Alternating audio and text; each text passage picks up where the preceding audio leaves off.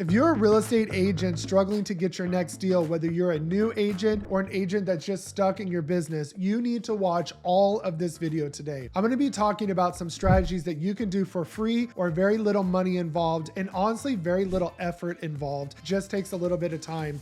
And we're going to be talking about open houses. Now, you're probably already rolling your eyes and saying, Jacob, I've done open houses before, or how am I going to get an open house? I'm a new agent. I don't have a listing. I'm going to show you today how to get your first open house, how to actually promote that open house to get as many people as you can to show up, how to capture those leads at your open house, and even start working with them before the open house even starts. So if you want to learn all these strategies that my team are doing to get free leads through their open house and actually start working with clients and getting deals, then keep watching. Hey everybody, it's me, Jacob Shireman, your real estate marketing expert. I have over 16 years of marketing experience specializing in web design and SEO, and I take that experience to help you grow your real estate business. So if you want to see more content like this, subscribe to my channel, give this video a like, hit that notification bell so you're notified every time I release new content. And if you want to get all of my training, resources, coaching, and courses for free at no extra cost or split to you, take a look at partnering with me at eXp Realty inside the Agent Wolfpack. And there's a link where you can click more to book a one-on-one call with me to learn what your business would look like here at eXp Realty. So let's dive into today's topic. All right, so today we're going to be talking about open houses. And I know you're probably already skeptical, especially if you're a new agent. A lot of them always say, Jacob, I don't even have a listing yet to even have an open house. So how am I going to do an open house? I'm a new agent. I don't know anything. And that's the beautiful part about it. You really don't need to know a whole lot to do an open house, because one, you can ask somebody in your brokerage, hey, I would love to host an open house for you. I know here at eXp, you can go into our workplace and say, hey, I would love to host an open house this weekend. Does anybody have one available? And what happens is a lot of listing agents might have several listings at one time, so they can't do all the open houses on a Saturday. So they need somebody to help them. So find somebody in your brokerage that has several listings that will let you do an open house. And the reason why you want to do an open house is because those leads that come to the open house, usually if you work it out ahead of time with a listing agent, those are your leads that come in. So as people come in to view the house, if they're not working with a real estate agent, you can actually potentially work with them, capture that lead, and see if you can be their buyer's agent. So it's a great way for new agents to start working with clients right away, generate leads, especially for those who don't have a big budget, because open houses are basically free. Sometimes the listing agent will have the snacks and waters and things available. Sometimes they don't, but you can provide those. And they really, depending on the listing, as long as it's not a luxury listing, you can provide some great snacks for under 50 bucks. So you can do a lot with $50 at an open house and make it successful and generate leads, which is a lot cheaper than running ads. It's a lot cheaper than paying for somebody to do your SEO and things like that. And on top of it, you're working with those people right then and there. You're having a conversation with them and you're able to let them know who you are. And they're just basically warm leads coming in because they're interested in buying a house. Now, with open houses, you will have looky-loos and people that maybe come in with their realtors. So those are not clients you can work with, but open houses are a great way. And I've seen so many threads where people say, I don't know why anybody would do an open house. They don't work. That is so not true. I've had agents who've gotten deals from open houses, gotten leads from open houses. And on top of that, I've read so many people's comments in that one thread where they've gotten 20 leads that they're working with. Somebody got a $1.5 million listing out of that open house. So open houses are a great way, especially if you're new in the business, because they will teach you how to talk to people. And if you don't know something about that listing that's not in the MLS that you can look up, all you have to do is tell them, hey, this is not my listing. I'm just here helping them doing the open house.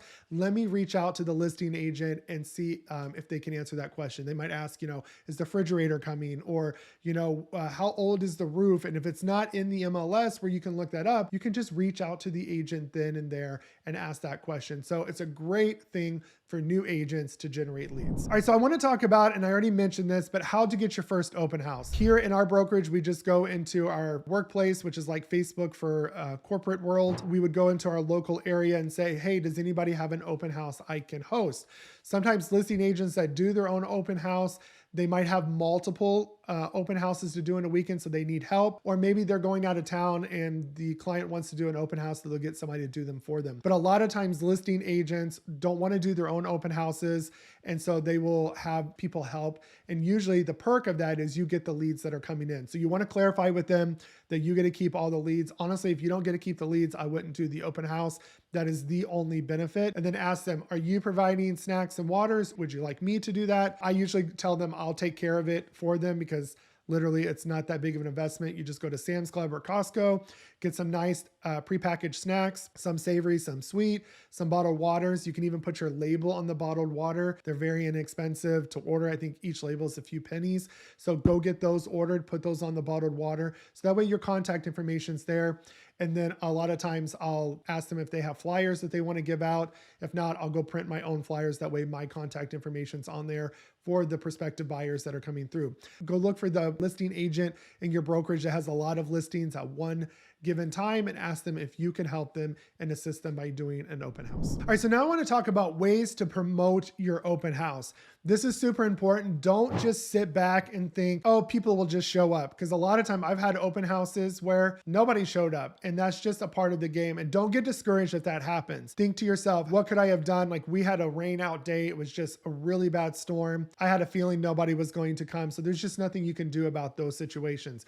But I want to talk about ways to promote your open house.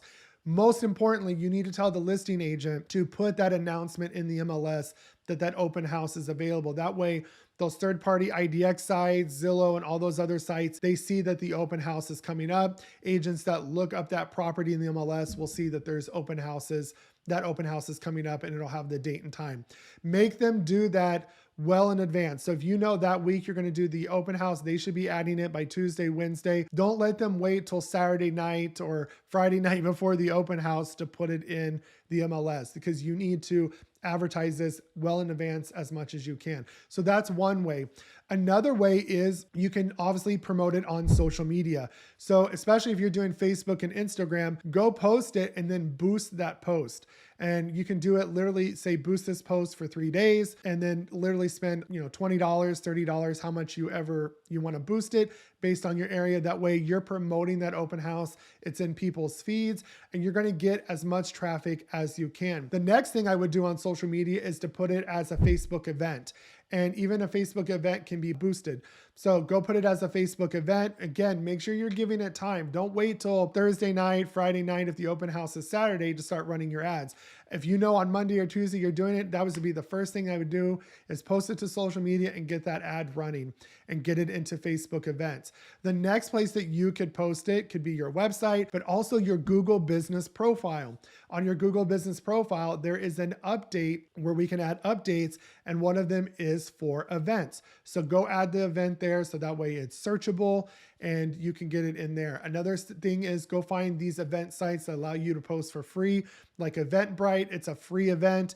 And then that will also help it to show up in Google, because Google scans event sites like that for that Google event calendar. So make sure you're putting it out there. Run some ads if you want to, but I would just boost my post and get people out there, because the more you advertise this event, the more chance you have as many leads to come out as possible, which is going to help you get your next deal. All right, let's talk about some materials you'll need to host an open house. So one of the first things you're going to need is open house signs. So you definitely want to have those printed with your information on them, as well as saying open house with different arrows pointing forward, turning, left, or going, turning around. And then what I do is I place those on the way to the open house on the main road.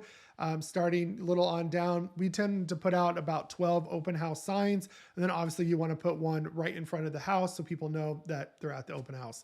So the next thing you're going to need is some snacks. So again, go to Sam's Club, Costco. You can buy one of those boxes with a variety of snacks, like the salty chips, the veggie sticks, the crackers, the cookies, all of those things. Make sure it's name brand. You don't want to look cheap. And on top of that, this keeps, the kids entertained and happy. The next thing that you're going to want to do is print some flyers. So I usually print around 20, and then I usually ask the listing agent if they have flyers. That way, if the buyer comes with a realtor, or they tell me they have a realtor, I give them the listing agent. So that way they can contact them for any questions. Those that don't have a realtor, I give them my flyers so they can reach out to me as well. Then I usually print off a few signs and put them in kind of one of those plastic, stands. And one is, if there's a QR code for them to check in so they can check in with their phone, or if they can download my app by scanning the QR code, I put that there as well. So that way it forces them to download my app to register, and they can search for homes, and I can track what they're searching for. And we'll talk about more strategies with that as well. And that's pretty much all you need to host an open house.